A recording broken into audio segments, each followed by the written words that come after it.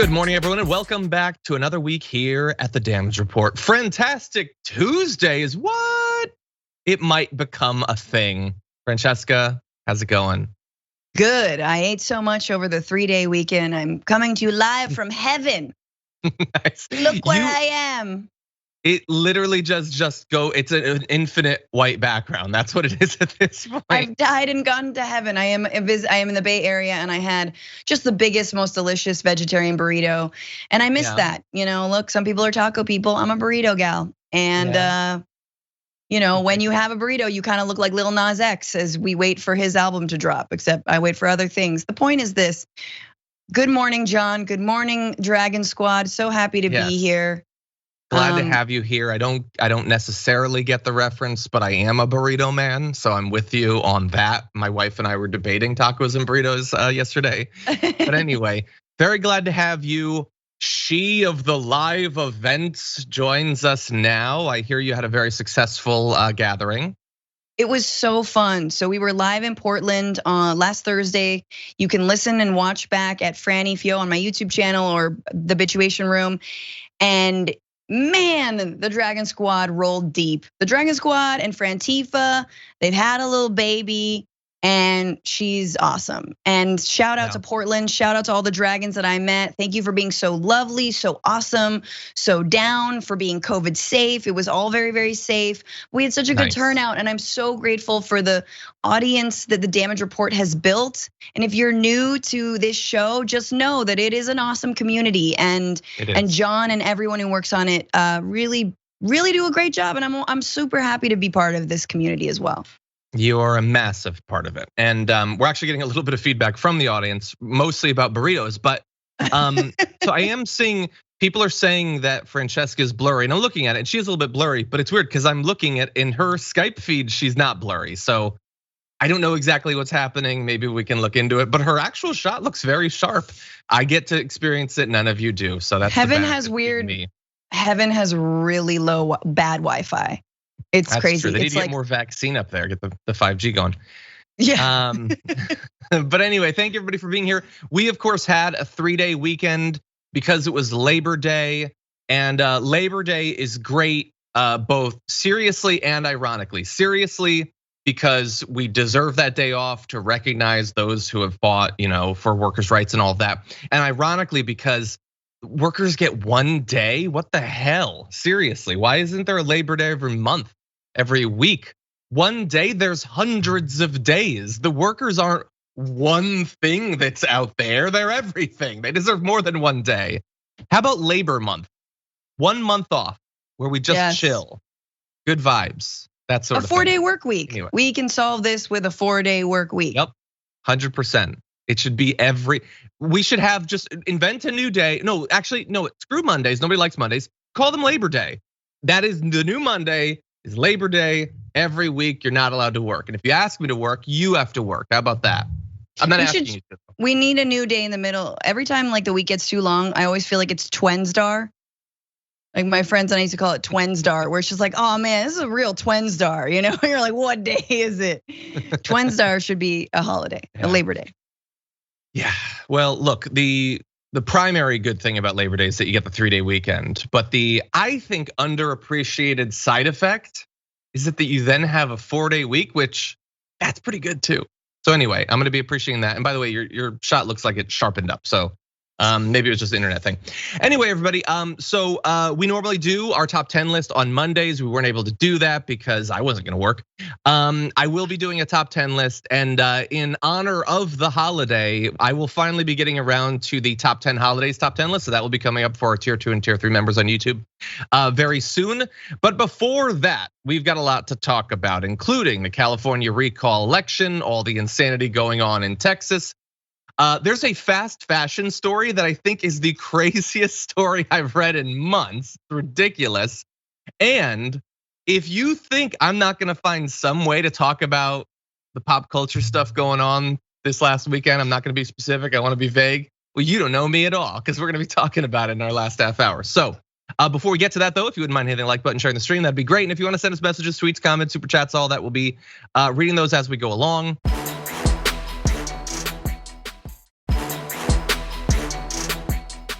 And with all that said, Francesca, are you ready to do this thing? Oh yeah. Okay, it is crazy how bright that room is. I feel so dark by comparison. But anyway, let's jump into this thing. When you mentioned that the UK was ahead of us, they were. Do you know that the slave owners were compensated? After they lost their quote unquote property, the government compensated slave owners. I didn't know that. Yeah, and so when people talk about reparations, do they really want to have that conversation? Because like it or not, slavery was legal. And so their property, their legal property was taken away from them after the Civil War. So you can make an argument that the people that are owed reparations, and not only just black people, but also the people whose quote property, close quote, was taken away after the end of the Civil War. That right there is Larry Elder, who's, like a coin toss from being our governor here in California. So that's fun. So you can make an argument that the real people who suffered after emancipation were the slave owners. Yeah, I suppose you could make an argument that like nothing spices up a weekend like getting infected with herpes. Do you have to though? Why would you do that? And why did I choose that specific example? But anyway, Francesca, he could be our next governor because of course the recall election is now just 1 week away. And it appears that he's like the most likely if the remove wins, he's probably the one who's going to become the governor. What do you think about that and about his argument there? He's not going to become governor because everyone is going to get their effing ballot in the effing mailbox and going to vote no. Okay, we're just going to do that right now after this show or as you walk to the mailbox to deposit your ballot, Californians. That's what we're going to do.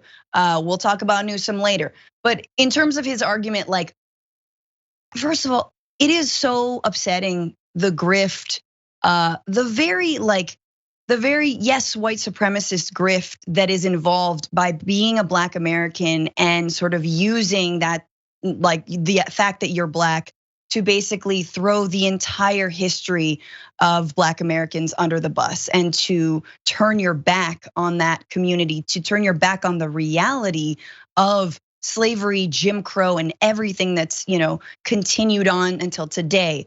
Redlining, police violence, etc. The list goes on, right? And what the argument he's making, it makes no sense. Why? Because he said slave owners were compensated when they lost their so-called property. Okay, so he says, by the same token, if you talk about reparations, let's talk about the slave owners. But the slave owners were compensated. So what are you talking about? If they already got paid, and then the former slaves themselves, right, or enslaved people have gotten nothing, then I think one of them sides we still haven't addressed here. So clearly, you're basically making a case for reparations. It's like saying, well, we're going to Mars. I mean, by that logic, we should go to the moon. You ever think about going to the moon? It's like, yeah, bro, we did. Or do you not believe in the moon landing either? Yeah, look, so as you've pointed out, they were compensated. I got further compensation. They weren't all locked up for the rest of their lives because they probably should have been, because they knew what they were doing was about as immoral an act as is imaginable. And simply by virtue of the fact that they lived in a country where other horrendous people were in charge of the laws does not absolve them of the fact that it does not require the hindsight of the 21st century to know that what they were doing is wrong. Everybody knew back then that it was wrong. Not just the millions of humans who suffered under the system, but all of those fighting to end it even then. There's this weird thing we do where we pretend that if something was long enough ago, well, they were basically cavemen. Nobody knew what was right or wrong. No, people knew that rape was wrong. They knew that murder was wrong. They knew that separating families was wrong. They knew that not compensating someone for their backbreaking labor was wrong. That's not new. It didn't start in the 80s or whatever. They knew it then. And to your point about like who he's meant to appeal to, I don't know. Maybe he believes every stupid, dumb word that he vomits forth. But I know the sort of people that like those messages, whether it's him saying it or it's Candace Owens. Interesting. I didn't know that. Like that was her response to all that. There's an audience for it. It's a reliable audience. Sucks. I wouldn't want to pursue it, but they seem to be doing okay. Yeah. Anyway, any further thoughts about Elder before we turn into Newsom? No. Let's turn to Newsom because okay, this so is the horse we got to stick with. Yeah. Well, let's go to the polls actually, because Justin Baragona did tweet out some polls, and at one point, the keep to remove polling had close to nothing. So if we bring this up, you're gonna see that back in the beginning of August, those lines, they were a touchin'. But now it looks like keep has started to win once again. And that might be connected to the fact that Larry Elder isn't just like, man, he had a skeleton in his closet. The dude had like multiple storage spaces full of skeletons. It was it's not, oh, he said something bad once. Everything he's said for decades has been bad. And that seems to be hurting him in the polling. Yeah, no, I mean, and ultimately, this is a slim minority of people who want the recall to go forward, right? You're talking about 10 million Californians, and 1.9 of them, I believe, signed the petition to recall Governor Newsom. That is a slim minority, right? They're very active. They're really excited about it. So really, the obstacle for Democrats, progressives, leftists, socialists, anarchists, anyone who doesn't believe in sliding further and further towards fascism, even if they don't like Governor Newsom and he needs to do a lot better, is understanding that it's just about turnout at this point. It's about actually turning out. And because thankfully we have voting by mail and everyone should have been mailed a ballot, it's a lot easier, right?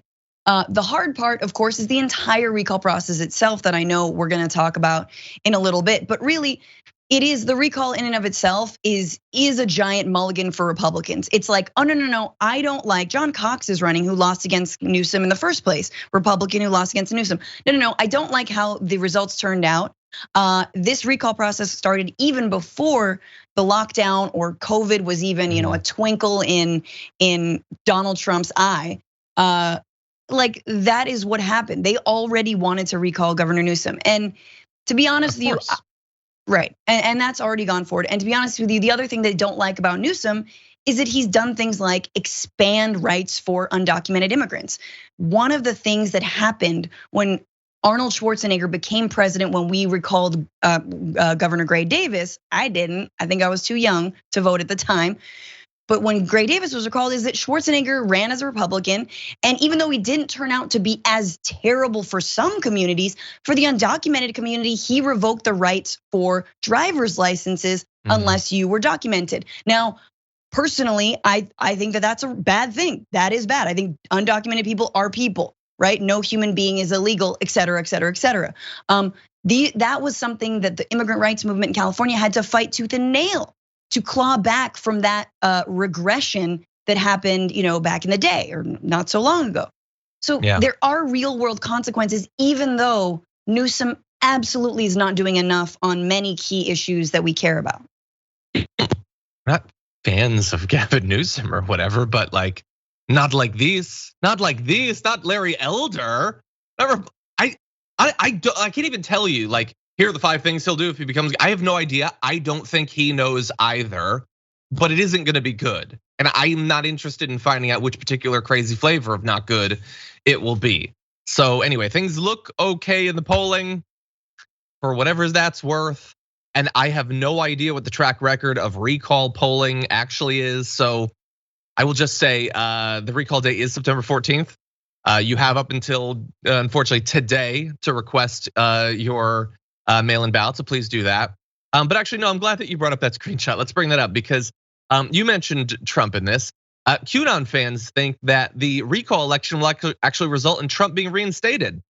And you know why? You know why they think that? I don't, because not today. I'm not gonna learn that theory, but understand that they believe that those two things are intertwined. I don't wanna know. I just don't. But anyway, and to be clear, we've mentioned this before. One final fact about this is it's a 2-part thing, this recall. You either vote to keep him or to recall him. And if the keep is more than 50%, then we keep him. If it's below that, then you get someone else because he cannot be on the ballot if that wins. And right now there's a lot of people running. It's like literally dozens of people. And the leading Democratic option is YouTuber Kevin Paffrath. I'm shocked to hear that. I'm sure he's more shocked to hear that. Paffrath. But basically, just the keep has to win. There is no Paffrath to governorship. I'm sorry. They're just, it's not gonna happen. But it is confusing. So instead of saying keep, even though I like that, I'm like, it's vote no. It's no on the recall. No on recall rather than vote to keep. It's vote no. And you can get your ballot in, I believe, on the 14th. You can also vote in person. Early voting is underway already, so you can easily go probably california.ca.gov and find out where your local polling place is. Bring your aunties and uncles and your sisters and brothers, etc. Because it is really, really crucial that we do this. And it's to finish John's thought. I'm sorry, I interrupted, but Elder could be installed with like 11% of the vote. Yeah. So that second question, no, there is not a strategy from Newsom's team. There's not a good leftist candidate. There's not a good progressive candidate. There's not a good Democratic candidate to replace Newsom. So the idea is either leave that blank, vote for whomever you want, write in your dog, write in Tuxedo Chitty, my cat, and keep your fingers crossed and get out the vote. Because the whole process is completely undemocratic, and I think we have to look at actually rolling that back. That, by the way, you should write that script because of weird loopholes in the California recall process. Tuxedo Chitty becomes governor. But anyway, and let me just also add, and this will be a tie-in for, we're gonna take our first break. When we come back, we're eventually gonna be talking about voting rights. So I vote, well, I cast my vote. My wife and I did. You know what happened? Our ballots showed up in the mail. We filled them out and we sent it back. And that was it. And that's exactly how easy every single vote should be in this country. And it can be, but a lot of people don't want it to be because they're not interested in that ease of voting. Anyway, we are going to take a break. We're gonna respond to some of your comments. When we come back, we're gonna be talking about Texas, abortion, and voting rights after this.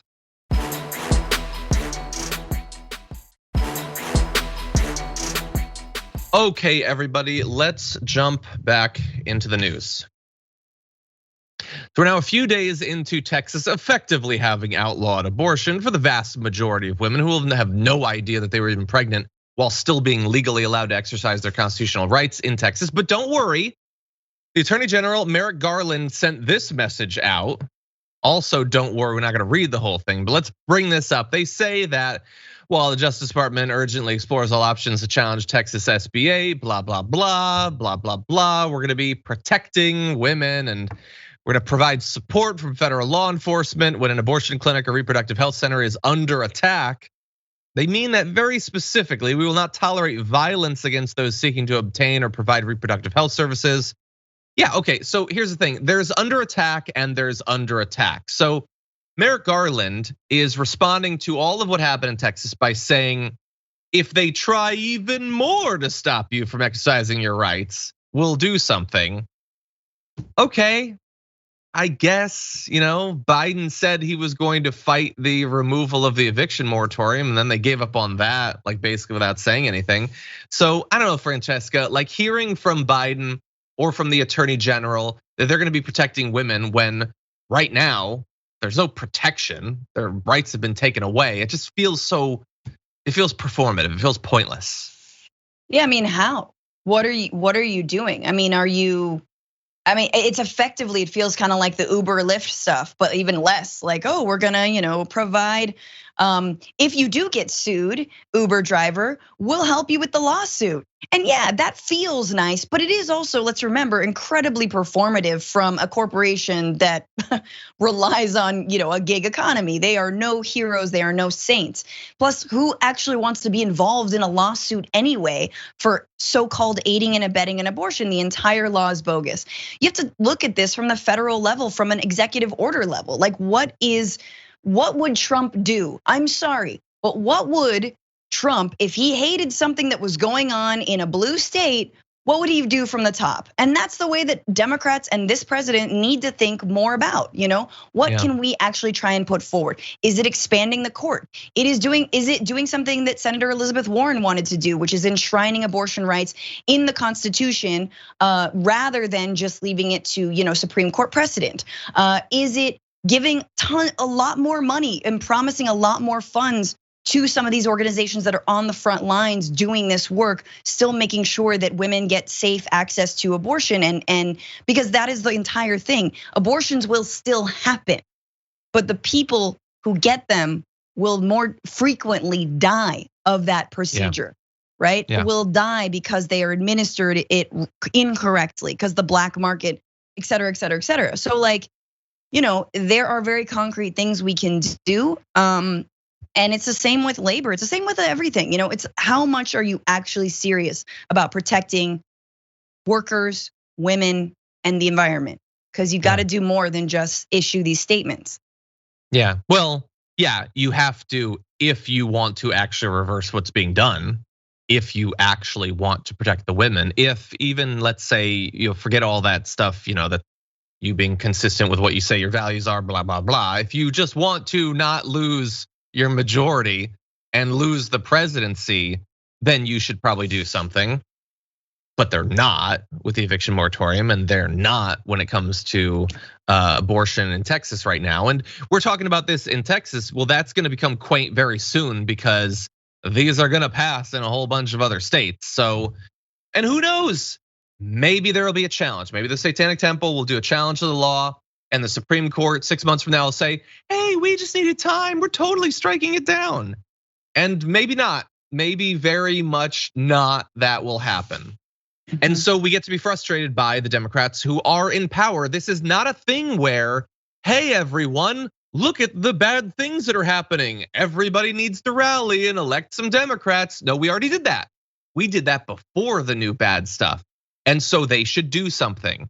And as we'll jump ahead briefly. So for instance, Elie Mystal is a friend of the show. He said they should put boots on the ground to protect constitutional rights. For instance, you could fund abortion trucks that go in, these federal things that would be mobile clinics or something. Adrienne Lawrence had talked about the possibility of doing it on military bases. There are 100% things you could do, and that's the minor, easy stuff. You could get rid of the filibuster, you could pack the court.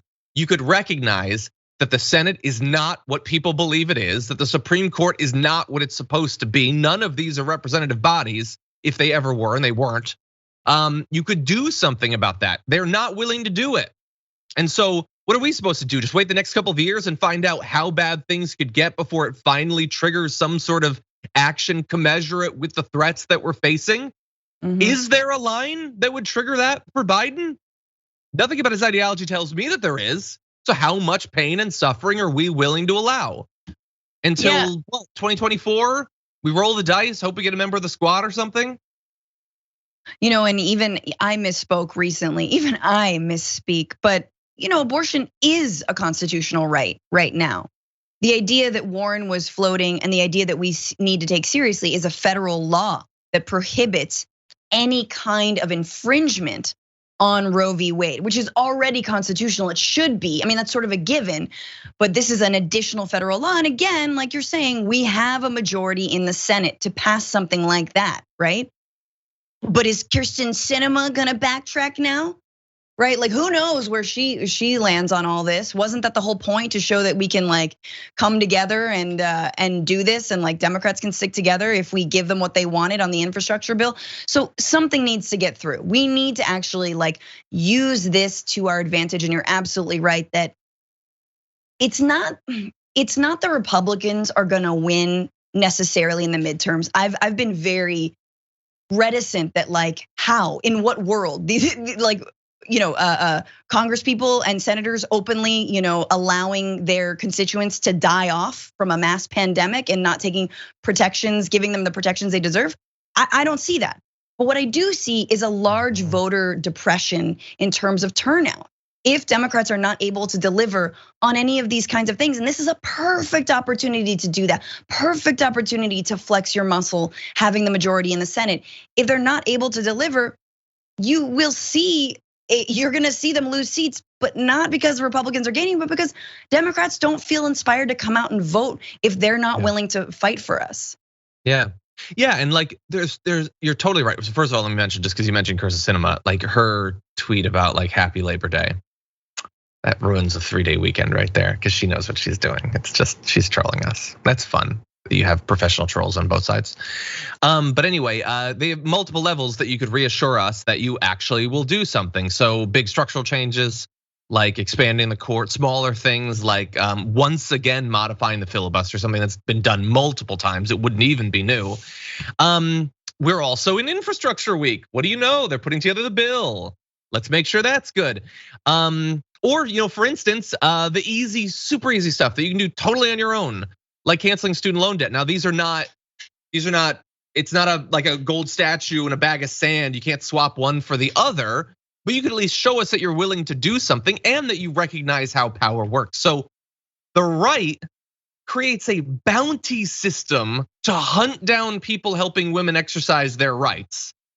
And then on the other hand, Biden says, well, we're looking into whether I can cancel federally backed student loan debt. We have a commission.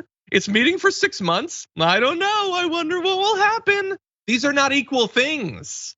They're not equal things. And so, I'm so frustrated with Biden. How often do you even hear anything from Biden or from the Democrats? Seriously, the government has disappeared. But let's go to some other. Or for the vice president. I'm sorry, like just to say, like. Oh, I don't even know what she's up to. Like I haven't heard from her in months. Don't I look like one of those like 80s like drawings, where it's like very, very light, like pencil, where it's kind of like it's all white, and then you go shh. I'm about to go into like the Take On Me song. Take me on. I apologize, it's so bright in my room. Anyway, it's getting brighter, by the way. I'm a little bit worried that you're about to be consumed. Oh, I'm about to disappear. Anyway. No, I just think that this is a perfect opportunity for our vice president, the first female vice president this country has seen, to take a stand on abortion rights beyond just statements, beyond shareable memes on Instagram. This is a moment to propose legislation. This is a moment to actually maybe even cajole the president into doing something. It's a moment to make your mark and your legacy if you are hoping to succeed President Biden. If you're gonna be the next person in line, then show up for women, show up for people, show up for reproductive rights. Totally, 100%. Now, really fast, other news on Texas. First of all, the city council in Portland, Oregon is voting on Wednesday on an emergency resolution that would ban the purchase of goods and services from Texas. It would also bar city employees from traveling to the state until they get rid of their abortion law or it's overturned in court. It's a small thing, kind of nice though. Finally, how is Abbott doing? Well, he's taken away women's rights and he is perfectly fine with everyone dying from COVID. So still pretty well considering. 41% of state residents approve of his job performance. Meanwhile, 50% said they disapprove of the governor's leadership. So 41%, he's taking their rights and watching them die, and 4 out of 10 are like, yay, more of this, please. Anyway, only 35% believe the state is headed in the right direction. Man, imagine a conversation with those people. I don't want one. But anyway, that's Texas. Any other thoughts about Texas before we move to voting rights, Francesca? I mean, shout out to Portland once again. First they host me, now they do this. Ted Wheeler, Ted Wheeler's watching his butt. He's watching his butt. He's messing up mostly, but he's watching his butt. Clearly, he's scared of y'all. Keep him scared. That's true. That's true. And hey, you're a cool city, but maybe your place could do something about the Proud Boys and all that. No, they're bad. No, they don't intervene. No, very hands off. They've defunded the police. Yeah, why are you importing Proud Boys? You're not going to import barbecue sauce, but you're importing Proud Boys. Anyway.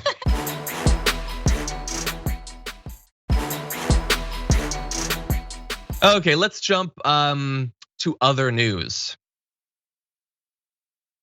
All year we've been talking about the various bills that mainly Republicans are passing to make it more difficult for people in a number of different states to vote. And there are a lot of them, more than you might think. But there's also efforts to increase access to voting. Now, these things, of course, do not cancel out or anything like that. But I want to take a broad look at what's going on. And the Washington Post, who I'm going to criticize in just a little bit, has done a good job, at least in their visualizations of this. So if you take a look here, you're gonna see where voting laws have been made more accessible in green, more restrictive in red, or a combination of both. And it's interesting. It's exactly what you'd expect. The blue states have green. The red states have, I'm gonna say, what is that? An auburn, a burnt sienna, perhaps. And some of the swing states and red states have done both. But the reason I point this out is there are states that are making it easier to vote, and that's this year. This is not in the run up to the 2020 election. So a total of 41 state laws enacted this year decreased voter access, 102 increased access, 26 were neutral, and 53 were mixed or unclear in their effects, which, by the way, is way too many laws about voting being passed in like a 6-month period. 2,600 election-related bills were introduced overall. That's a lot. But anyway, we rightly, I know, focus on those who are stripping away your ability to vote. But in some places, it's being made more accessible. That's kind of nice. But as of right now, roughly 55 million voters live in states that have tightened election laws. This includes Texas, when Governor Abbott signs the law, which is expected to either today or a little bit later on this week.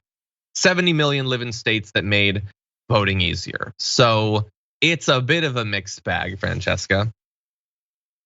I hate the Electoral College, and this is a good reminder of why I hate the Electoral College, because I'm like, ooh, cool, yay, North Dakota, you don't matter. Like, you don't matter. And I'm sorry, ooh, all of the East Coast, you don't matter. Are there more people over there? Yeah, but I only care about Arizona. Where it's become more difficult, and Texas and Florida. Where it's become more difficult. Yeah, Texas and Florida in theory could go blue, but less likely now. And hey, Georgia just did briefly, and then they tightened up voting laws, making it more difficult. And there's even Iowa and all that, and we'll get to Ohio in a second. But I want to run through a bit of what was done. Arizona now requires voters who do not cast a ballot at least once every 2 years to respond to a government notice to remain on the state's popular permanent early voting list, which determines who receives mail ballots. Another new law strips power from Democratic Secretary of State Katie Hobbs and provides money for post-election recounts. So the people who oversee the elections are, if they're Republicans, being empowered, if they're Democrats, being stripped of their powers. And we're getting ready for more audits because they've done those in multiple states and nothing has been shown to have been done improperly. But why not waste more time and money if that's what the base wants? Florida now requires voters to renew mail voting applications every 2 years and submit a form of identification as part of the process. The new law also gives partisan election observers more access to the ballot counting process and dramatically curtails the use of drop boxes because they're too convenient. We gotta get rid of them.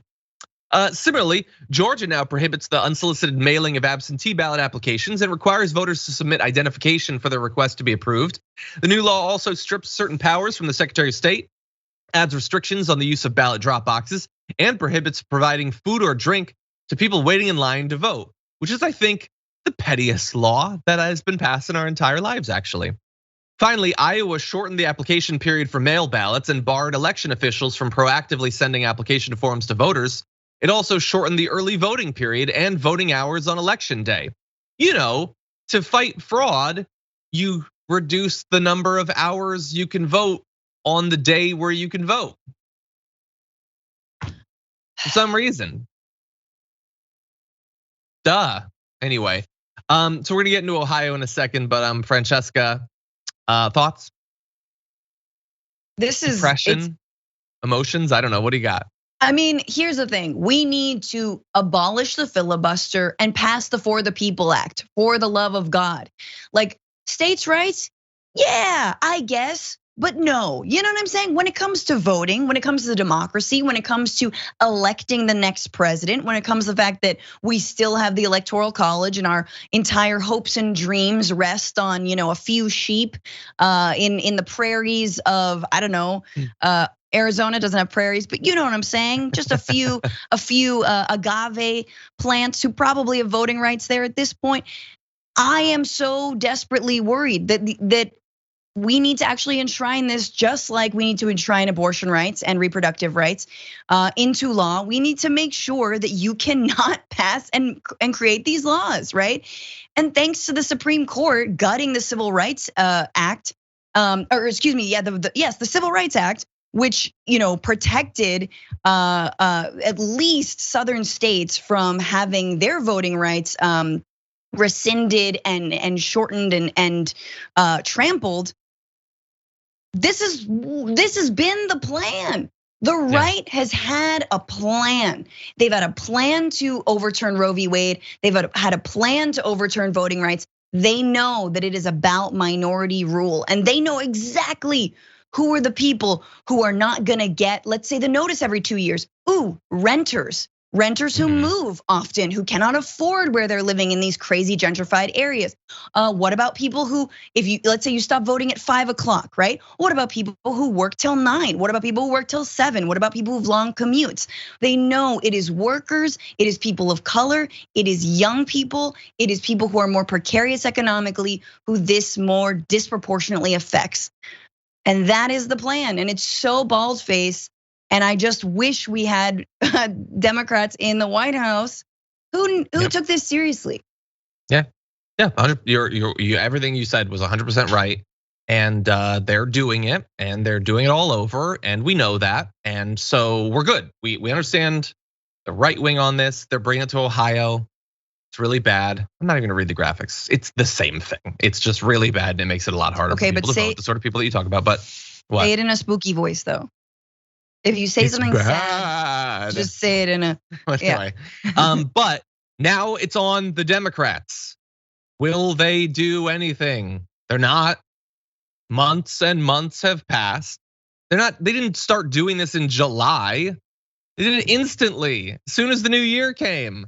And the Democrats haven't done anything. And as of right now, they won't. You're not gonna get one Republican senator to sign on for the People Act. I don't even know that you get 50 Democrats to sign on to it because of people like Manchin and Sinema. And so they're going to allow it. The right to vote is being stripped away. The ability to compete in this ridiculous circus of the Electoral College is being manipulated even worse than it already was. And the Democrats are allowing it to happen. Screwing over the people who turned out in record numbers last year to put them in office. There is a different path. They could get rid of the filibuster, pass something like for the People Act, start actually passing legislation. And I know what the response always is, but then the Republicans can do anything with whatever they want when they get in office. Well, let's see if they get in office after the Democrats actually do something, actually deliver. Why would the people vote for the Republicans if the Democrats were actually solving their problems? Setting aside, of course, that the Republicans already do whatever they want with the filibuster intact. So incredibly frustrating. It's coming to Ohio. There's gonna be dozens more bills like this just this year alone. They'll be passed and in effect in time for the midterm elections, manipulating the results of those elections, making it even more likely that the Republicans will take control of the House and the Senate, manipulating the outcome of the 2024 election as well, and making it far easier to have, if they want, audits and the attempts to decertify and all of that. We'll be covering it. You'll be hanging out and we'll be broadcasting as all this is going on, and we'll know that years earlier, we were ready for it. We'll be on the streets and we will be fighting this tooth and nail, and we'll be making them care. Look, the window in this it feels like the window on climate change, John. And I know that is something we deeply care about, and everyone does. But the window is so small. It is such BS to say, oh, well, when the shoe is on the other foot, it won't be anymore. Because they've rigged the entire system so the shoe will never be on the other foot. So they will always win. So how dare you come out with that BS argument that like, oh, well, when they're in power, they're always gonna be in power. This is our last chance to not skew even the democratic playing field. This is the last chance to save democracy. This is not like I don't know. We're not playing like volleyball here, yo. It's never gonna, the ball's never coming back. Yeah. Okay. We're gonna take a short break. And then when we come back, we've got Lindsey Graham. Anyway, okay, well, we'll get through it together. And there is some fun news coming up a little bit later on, so get ready for that. We'll be back after this.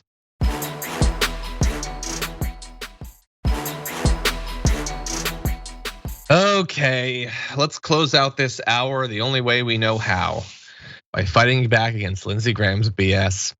We have just barely left Afghanistan. It's been a few days, but not a lot of people in positions of power in the media and in politics are happy about it. They liked it. They liked the money going to military contractors. They liked the cushy gigs advocating for never-ending forces in places like Afghanistan and Iraq, and they're chafing already at the new situation. Here's Lindsey Graham being interviewed on the BBC about what is inevitably going to happen from his point of view when it comes to Afghanistan. Here's my point. Whether you like Trump or not, whether you believe it's Trump's fault or Biden's fault, here's where we're at as a world. The Taliban are not reformed. They're not new. They have a view of the world out of sync with modern times. They're going to impose a lifestyle on the Afghan people that I think is going to make us all sick to our stomach. But most importantly, they're going to give safe haven to Al-Qaeda, who has ambitions to drive us out of the Mideast writ large and attack us because of our way of life. We will be going back into Afghanistan as we went back into Iraq and Syria. To the Hang on, are you seriously think the United States will once again, in a foreseeable future, put troops back into Afghanistan? We'll have to, because the threat will be so large. Why did we go back to Syria and Iraq? Why do we have 5,000 troops in Iraq today? Because of the caliphate rising, projecting force outside of Iraq, killing Americans, killing the French, attacking the British. So yes, it will be a cauldron for radical Islamic behavior. You cannot deal with this over the horizon. Okay, so he's saying it's inevitable, Francesca, and he seems so broken up about how we might have to invade again. He just hates the idea of it. Why? Because cauldron, because Islam, because threat. We have to be everywhere because of the threat. We should never think about why we might be threatened, what might be producing these things. We should just keep doing whatever we're doing. And if we ever feel scared as a result of it, we should do whatever we want to do then. It's worked brilliantly for the past couple of decades. And if Lindsey Graham has his way, and maybe he will, maybe his buddy Trump will be president again in a couple of years, they're eager to go right back in there. What do you think about that? I mean, quick follow-up, Lindsey. Are you banking on going back into Afghanistan? Because it kind of sounds like you want there to be more acts and attacks of terrorism. No, do you have friends in the private security industry? You homies, when's the last time you had brunch with Eric Prince? Cool, yeah, last Wednesday, that's what we thought. It's almost like you're rooting for the terrorists because you want us. That would allow you to make good on this promise of sending troops back and children who are not yours to go back and die for some BS, right? And this is another thing we need to follow up with all his ridiculous line of thought is, how did ISIS form in the first place? Let's think about that. This is not ancient history. This is because when you invade and occupy and pit warring factions, religious factions, deliberately pit them against one another, as the United States Army did in Iraq, ISIS is what happens. When you arm tribal leader, when you arm warlords, when you sort of willy-nilly just like ally yourselves with terrible people, that's what happens. And then, this is an added bonus. You give everyone a beautiful political cause, which is let's get rid of the Americans. Amazing. It's a self-fulfilling prophecy. It never ends. The weapons contractors get richer. ISIS recruits more people. It kind of makes you think they're on the same side because they're both rooting for more war. So, I mean, honestly, this is the one area. Politicians get money. Politicians get money with that money. They suffer no consequences. They get cushy gigs outside of politics when they're finally done with it. It works well for them, not everybody, but for them. It takes, I'm sorry, but I hate to say this, but President Biden had some real BDE with the Afghanistan pullout, which I know is a weird way to phrase it. The point is this: I stand by this president over his decision to leave Afghanistan. That's not an easy thing to do. It's easy to escalate war. It's easy to send other people's children to die in war. It's not easy to say, we've done enough, we're scaling back. Now, I'm not saying that Biden won't, like step into the legacy of Obama, which was expanding drone strikes. And by the way, Trump expanded drone strikes even more than Obama did. We just don't talk about that.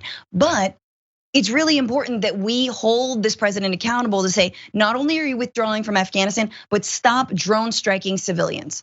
Stop, like that is going to give more fodder and more cause for more extremism. And if you say you're against that, then stop. Yeah. Well, look, your diagnosis is obviously right. And all it takes a person to come to the conclusion that you've come to is just watching everything that's been happening for 20 years.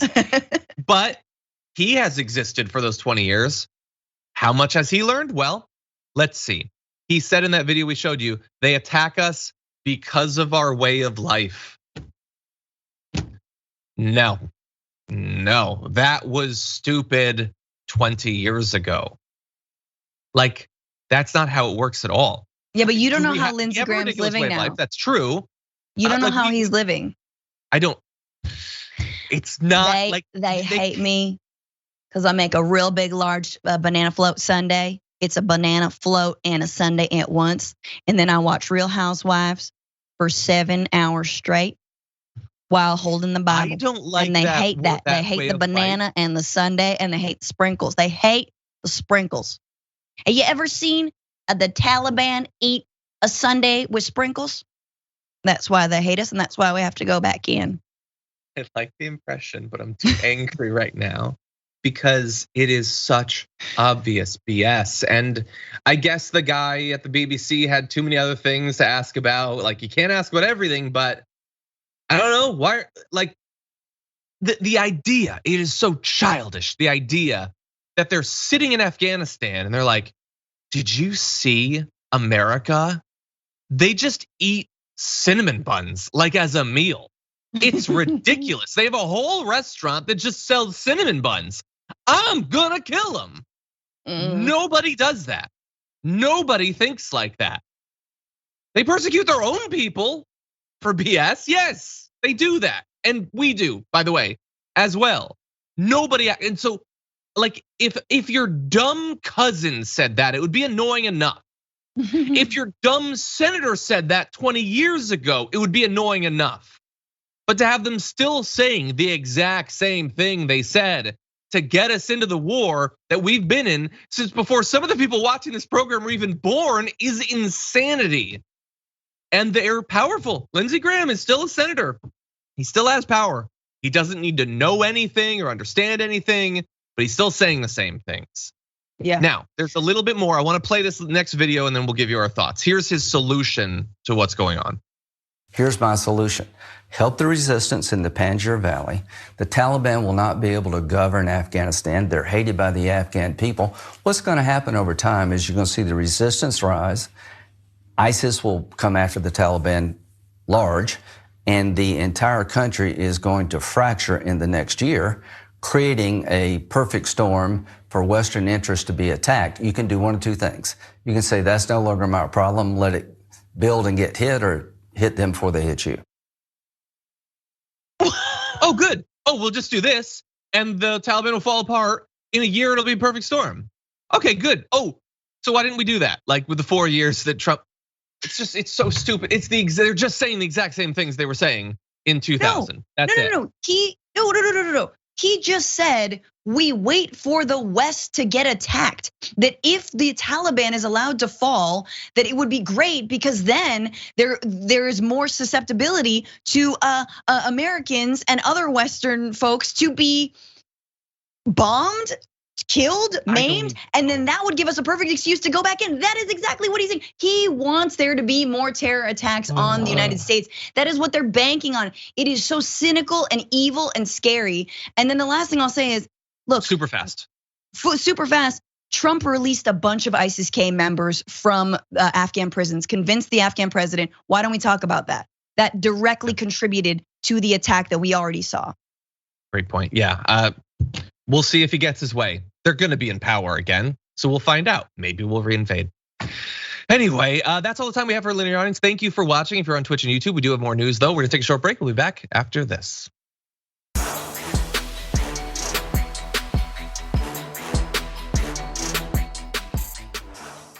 Thanks for listening to the full episode of The Damage Report. Support our work, listen ad-free, access members-only bonus content, and more by subscribing to Apple Podcasts at apple.co/TYT. I'm your host, John Adarola. I'll see you soon.